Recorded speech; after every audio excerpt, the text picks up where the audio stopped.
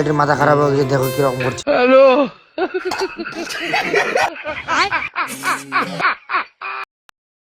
শোনা গো, আমার খুব কষ্ট হচ্ছে বলো। Hello guys, welcome back to my channel চ্যাংড়া জংশি। আজকে ছিল সানডে, আজকে যে আমরা সবাই মিলে চলে যাচ্ছি মাছ মারতে গিয়ে আমাদের সাথে যা যা হলো আমি সবটাই তোমাদের কাছে শেয়ার করব। চলো যাওয়া যাক। এই ছেলেটি অলরেডি একটা টিমের সাথে মাছ মারে চলে আসছে, আর এদিকে যেগুলো আছে এগুলো সবটাই আমার টিম, আর এদিকে আছে আমাদের কমেডি মাছুয়ার।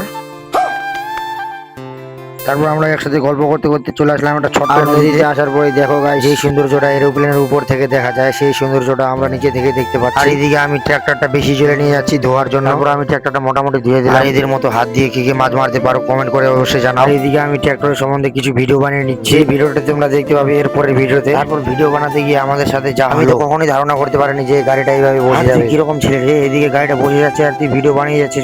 ইউটিউবার হওয়ার জন্য তোর মাথা খারাপ হয়ে গেছে না? তোকে কতবার বলেছি তোকে কেউ ফলো করবে, বেকার খালি তুই ভিডিওর পিছনে সময় নষ্ট করছিস। এরকমই কথা আমাকে অনেক লোকে বলেছে, কিন্তু আমি ভিডিও বানানো ছাড়বো না। লোকে যত কিছু বলুক না কেন, আমাদের কপালটাই খারাপ। এদিকে কথা বলতে বলতে গাড়িটা সত্যি সত্যি ফেসে গেছে।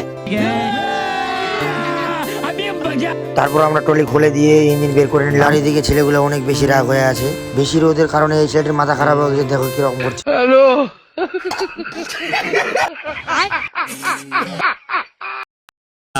শোনা গো, আমার খুব কষ্ট হচ্ছে বলো।